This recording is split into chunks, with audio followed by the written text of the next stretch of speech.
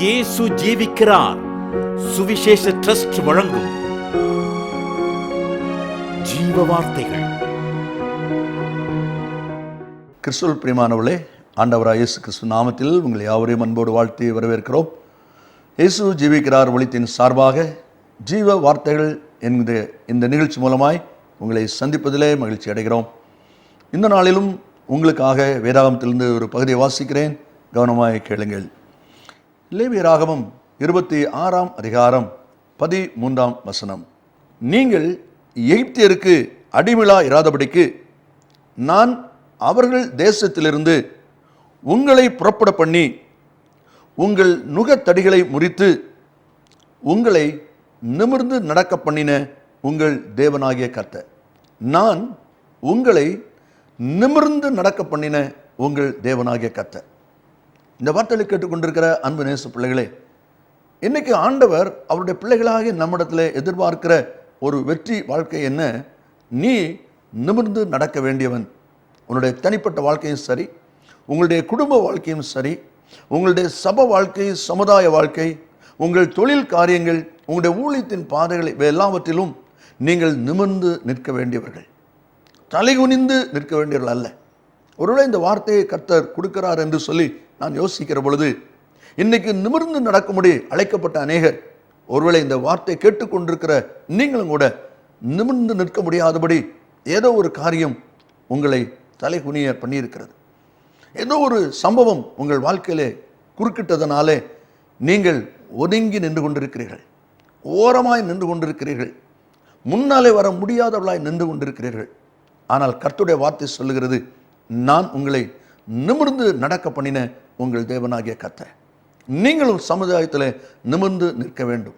எந்த இடத்துல யோசேப்பு அற்பமாய் நினைக்கப்பட்டாரோ, அற்பமாய் நடத்தப்பட்டாரோ, அதே இடத்துல கர்த்தர் அவனை நிமிர்ந்து நிற்க பண்ணினார் என்பதை வேதம் நமக்கு சொல்லுகிறது. அதே தேவனாகிய கர்த்தர் அன்றைக்கு யோசேப்பை தன்னை வெட்கப்படுத்தின, வேதனைப்படுத்தின அந்த மக்கள் மத்தியிலே நிமிர்ந்து நிற்க பண்ணின அதே கர்த்தர் இன்றைக்கு உங்களுக்கு ஒரு வாக்கு கொடுக்கிறார். நான் உங்களை நிமிர்ந்து நடக்க பண்ணின உங்கள் தேவனாகிய கர்த்தர். இந்த நிமிர்ந்து நடக்க பண்ணுகிற அனுபவம் நம்முடைய வாழ்க்கையிலே செயல்படுவதற்கு நாம் என்ன செய்ய வேண்டும் என்பதை வேதம் நமக்கு பல விதங்களிலே கற்றுக் கொடுக்கிறது. யோசேப்பின் வாழ்க்கையிலே அவன் செய்யாத ஒரு தவறுக்கு சிறைச்சாலையிலே அவன் போடப்பட்டதை நாம் அறிந்திருக்கிறோம். ஆனாலும் தேவனாய் கர்த்தர் அந்த சிறையிருப்பின் வாழ்க்கையிலையும் ஒரு பெரிய மாற்றத்தை உண்டாக்கி ராஜாவுக்கு முன்பாக கொண்டு நிறுத்துகிறார். ராஜா அவனை தன்னுடைய தேசத்தில் தனக்கு அடுத்த ஸ்தானத்தில் 2ஆம் ஸ்தானத்தில் வைத்து கனப்படுத்துகிறார். அப்படிப்பட்ட கனத்தை யோசேப்பு கொடுத்தவர் உங்களுக்கும் அந்த விதமான ஒரு ஆசீர்வாதமான நன்மை கொடுக்க அவர் ஆயத்தமாயிருக்கிறார். அப்போஸ்தலனாகிய பரிசுத்த பவுலுடைய ஆரம்ப வாழ்க்கையை நாம் வாசிக்கும் போது அப்போஸ்தலர் 28ஆம் அதிகாரத்தில் கப்பல் சேதத்திலிருந்து அவர்கள் காக்கப்பட்டு கரையேறுகிறார்கள். அவர்கள் தப்பி கரை சேர்ந்தோம் என்று சொல்கிறார்கள். அந்த தேசத்து ஜனங்கள் அவர்களுக்கு நல்ல உதவி செய்தார்கள். குளிர் நாட்களாக இருந்ததினாலே பவுல் சில விறகுகளை வாரி நெருப்பிலே போடுகிறார் குளிர் காய்வதற்காக. அப்பொழுது ஒரு பாம்பு, விரியன் பாம்பு, அந்த விறகுக்குள்ளே இருந்த பாம்பு, அது அனல் உரைத்து அவன் கையிலே கவ்விக்கொண்டு தொங்குகிறது.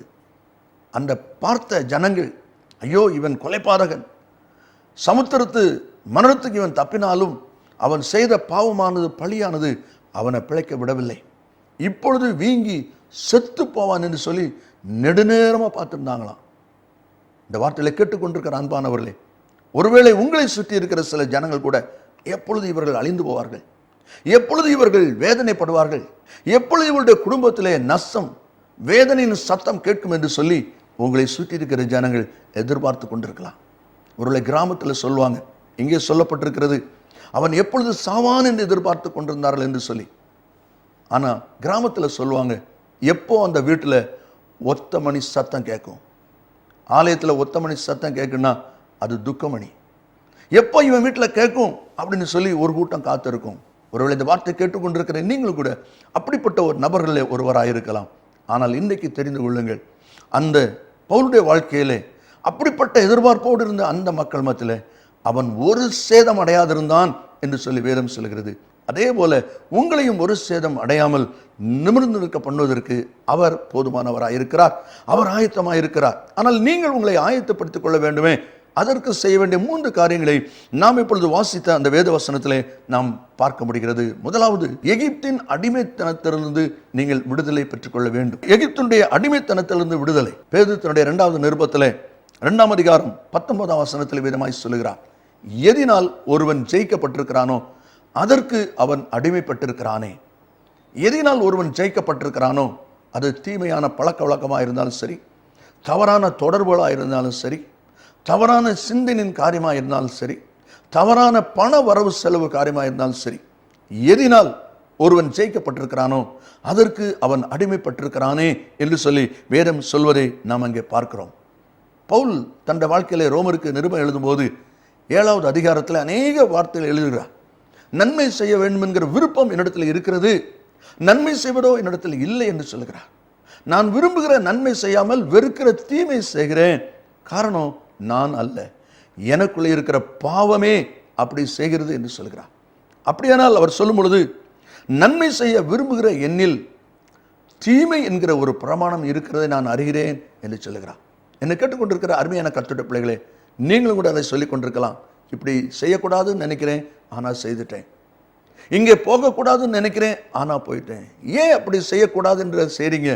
அங்கே உள்ளே ஒரு பாவம் இருக்கிறது, அங்கே உள்ளே ஒரு மோசமான ஒரு காரியம் உள்ளே இருக்கிறது. அதுதான் அடிமைத்தனம். முதலாவது இந்த அடிமைத்தனத்திலிருந்து விடுதலை பெற்றுக்கொள்ள வேண்டும். ஆண்டவர் அதைத்தான் அந்த லேவியராகமம் 26:13 முதல் பகுதியில் சொல்லியிருக்கிறார். எகிப்தின் அடிமைத்தனத்திலிருந்து நீங்கள் விடுதலையை பெற்றுக்கொள்ள வேண்டும் என்பது ஆண்டுடைய வார்த்தை. 1 கொரிந்தியர் 7ஆம் அதிகாரம் 23வது வசனத்திலே சொல்லப்பட்டிருக்கிறது, நீங்கள் கிரயத்துக்கு கொல்லப்பட்டிருக்கிறீர்கள், மனுஷருக்கு அடிமை ஆகாதிருங்கள். ஆண்டவர் ரத்தம் சிந்தி கிரயம் கொடுத்து உங்களை மீட்டிருக்கிறார், ஆகினாலே மனுஷருக்கு அடிமை ஆகாதிருங்கள். 2வதாக வேதம் சொல்கிறது, எகிப்தின் அனுபவத்திலிருந்து விடுதலை பெற வேண்டும். எகிப்தின் அடிமைத்தனத்திலிருந்து விடுதலை பெறுவது ஒரு அனுபவம். 2வது, எகிப்தின் அனுபவங்களிலிருந்து விடுதலை பெற வேண்டும். அப்படி என்றால் என்ன? எண்ணாகமம் 11ஆம் அதிகாரம் 5வது வசனத்தை வாசிப்பீர்களானால் அங்கே சொல்லப்பட்டிருக்கிறது, நாம் எகிப்திலே கிரயமில்லாமல் சாப்பிட்ட வெள்ளரிக்காயை நினைக்கிறோம், வெங்காயத்தை நினைக்கிறோம், வெள்ளைப்பூண்டை நினைக்கிறோம், மச்சங்களை நினைக்கிறோம் என்று சொல்லி இந்த ஜனங்கள் சொல்லி கொண்டிருக்கிறாங்க. இப்போ இவர்கள் இருப்பது எகிப்து அல்ல, எகிப்தை விட்டு வெளியே வந்துட்டாங்க. எகிப்தினுடைய அனுபவம் இன்னும் அவங்க வாழ்க்கையிலிருந்து போகலை.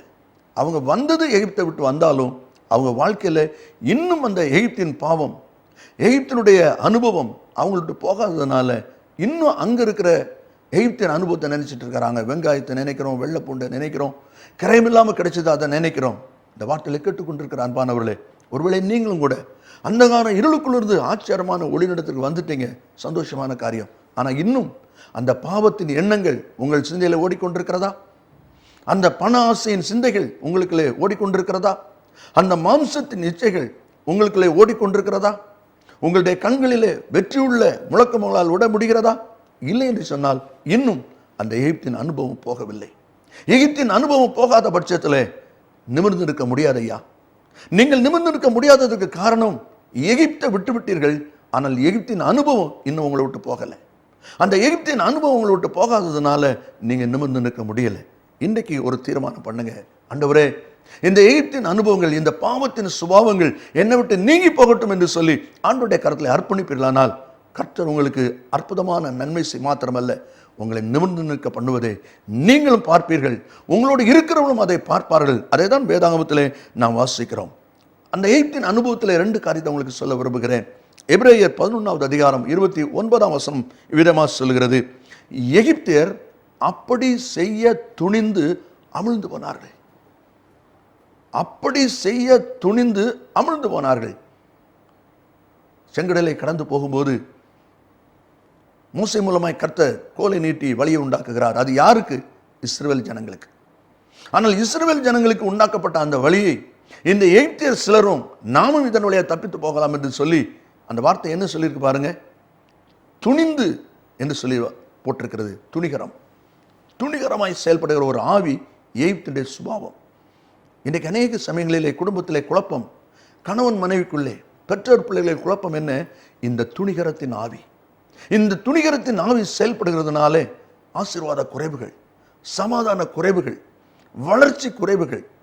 அந்த துணிகரத்தின் ஆவி என்பது ஒரு எகிப்தின் சுபாவம் என்பதை நீங்கள் மறந்து போக வேண்டாம். அதைத்தான் நீங்கள் வாசிக்கிறோம். சங்கீதக்காரன் 19ஆம் சங்கீதத்திலே 13வது வசனத்திலே அவன் கேட்கிறான், அப்பா, துணிகரமான பாவத்திற்கு அடியனை விலக்கி காரும், துணிகரமான பாவத்திற்கு என்று சொல்கிறார். நீங்களும் கூட கொஞ்சம் யோசித்து பாருங்கள். அதை தான் பிரசங்கி 8வது அதிகாரத்திலே நாம் வாசிக்கிறோம். துர்க்கிரியலுக்கு தக்க தண்டனை உடனே நடவாதபடியால் மனுஷனுடைய இருதயம் பொல்லாப்பு செய்ய துணிகரம் கொள்ளுகிறது. துர்க்கிரியலுக்கு தக்க தண்டனை உடனே நடக்கவில்லை, அதனால தான் அவனுக்குள்ளே துணிகரமான செயல். இந்த வார்த்தைகளை கேட்டுக்கொண்டிருக்கிற அன்பு நேச பிள்ளைகளே, உங்களுடைய வாழ்க்கையிலும் கூட தவறு ஏற்படும் பொழுது உடனே தண்டனை இருக்குமானால் நீங்கள் யோசித்திருப்பீர்கள். தண்டனை இல்லாததனாலே நாம் தவறாக இருந்தால்தான் தண்டனை கிடைத்திருக்குமே, நாம் செய்தது தவறு என்றால் தான் நமக்கு சிக்ஷை கிடைத்திருக்குமே, அது கிடைக்கவில்லையே, அப்படியானால் நாம் செய்தது சரிதான் என்று நினைச்சு கொண்டிருக்கீங்க. இல்லை, அது எகிப்தினுடைய சுபாவம், துணிகரமான செயல். அது மாத்திரமல்ல, 1 சாமுவேல் 6ஆம் அதிகாரம் 6வது வசனத்திலே வாசிக்கும் போது எகிப்தியர் தங்கள் இருதயத்தை கடினப்படுத்தினது போல என்று வாசிக்கிறோம். எகிப்தினுடைய அனுபவம் அடுத்து என்ன சொல்லப்பட்டிருக்குது? கடின இருதயம். கடின இருதயம், நாம் பிடிச்சதையே செய்யணும், தாம் பிடிச்சதையே சாதிக்கணும், அப்படிப்பட்ட ஒரு பிடிவாதமான சுபாவம். இந்த பிடிவாதமான சுபாவத்தினால எத்தனை கணவன் மனைவிகளுக்குள்ளே ஐக்கியம் இல்லை, எத்தனை பெற்றோர் பிள்ளைகளுக்குள்ளே ஐக்கியம் இல்லை. யோசித்து பாருங்க. ஒருவேளை ஊழியத்திலும் கூட வளர்ச்சியற்ற ஒரு நிலைக்கு காரணம் இந்த கடின இருதயம். இந்த கடின இருதயத்தை இன்றைக்கு மாற்ற வேண்டும் என்று கர்த்தர் எதிர்பார்க்கிறார். இந்த கடினமான பிடிவாதமான சுபாவத்தினாலேயே நீங்கள் நிமிர்ந்து நிற்க முடியாமல் நீங்கள் தலைகுனிந்து நின்று கொண்டிருக்கீங்க. இன்றைக்கு அதை மாற்றுங்க. எகிப்தின் அனுபவத்திலிருந்து விடுதலை, கடைசியாக நுகத்தடிகளை முறித்து அதிலிருந்து விடுதலை நான் உனக்கு கொடுப்பேன் என்று கர்த்தர் சொல்கிறார். அந்த நுகத்தடியினுடைய அனுபவம் என்று சொல்லி வேதத்தில் வாசிக்கும் போது சங்கீதம் 22:24 நாம் வாசிக்கிறோம், உபத்திரவப்பட்டவனுடைய உபத்திரவத்தை கர்த்தர் அற்பமா எண்ணாதவர். ஐயா, உன்னுடைய உபத்திரவத்தை கர்த்தர் அற்பமா எண்ணாதவர்.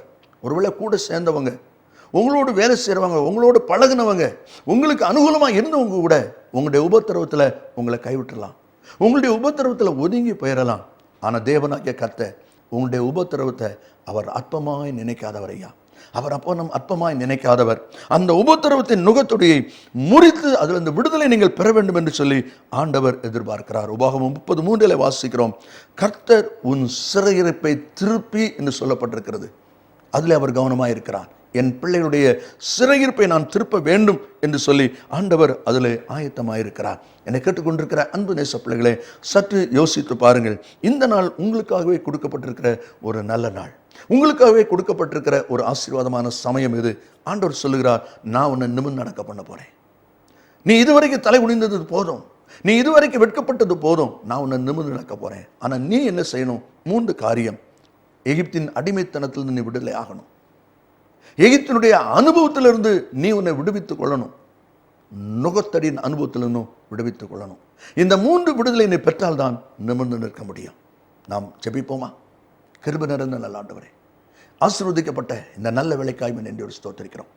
இந்த வார்த்தைகளை கேட்டுக்கொண்டிருக்கிற அன்பு பிள்ளைகளை உடைய கருத்தில் வைக்கிறோம். அப்பா, இந்த நேரத்திலும் சபையிலே நான் நிமிர்ந்து நிற்க முடியவில்லையே, குடும்பத்திலே நான் நிமிர்ந்து நிற்க முடியவில்லையே, என் வேலை ஸ்தலத்திலே நான் தலைகுனிந்து நின்று கொண்டிருக்கிறேனே என்று சொல்லி அங்கலாய்ப்போடு இந்த வார்த்தைகளை கேட்டுக்கொண்டிருக்கிற ஜனங்களை கர்த்தர் அறிகிறீரப்பா.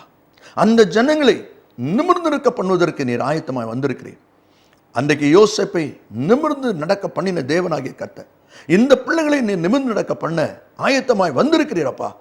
அந்த நன்மையை சுதந்திரித்துக் கொள்வதற்கு இவர்களும் கூட தங்களுடைய இருதயத்தை கடினப்படுத்தாதபடி, துணிகரமான செயலில் ஈடுபடாதபடிக்கு இந்த 3 அனுபவங்களிலிருந்து தங்களை விடுவித்துக் கொள்ள கர்த்தர் உதவி செய்கிறார்கள். யார் யார் இதை உணர்ந்து தங்களை அர்ப்பணிக்கிறார்களோ அந்த மக்கள் இந்த நாளிலே தானே நிமிர்ந்து இருக்கபடியான கிருபையை நீர் கொடுப்பதுக்காய் ஸ்தோத்திரம், அதை சுதந்திரித்துக் கொள்வார்களாக. அச்சர் இயேசுவின் நாமத்தில் ஜெபிக்கிறோம் நல்ல பிதாவே, ஆமேன், ஆமேன். கர்த்தர் உங்களை ஆசீர்வதிப்பாராக. ஆமேன். மேலும் விவரங்களுக்கும் உங்கள் ஜெப தேவைகளுக்கும் நீங்கள் எங்களோடு தொடர்பு கொள்ள வேண்டிய முகவரி John M Jayaraj, 123A Dohnavur road, Mavadi, Nellai மாவட்டம், தென்னிந்தியா 627107. Cellphone 9443113292. Email yesujivikarar@gmail.com. Website www.yesujivikarar.com. jesuslivesministries.org.